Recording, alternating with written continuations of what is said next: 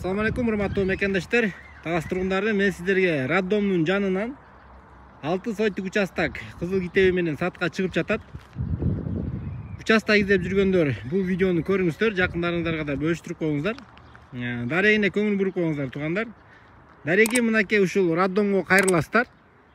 Кайрылганда эле биринчи көчө Мира көчөдөн кайра күн батышты көздөй бурулганда 300 метрден кийин оң тарапта ушул жерде бош участокты көрө аласыздар. Бул жагында болсо ушул Шанхайдагы газондун повороту мынакей.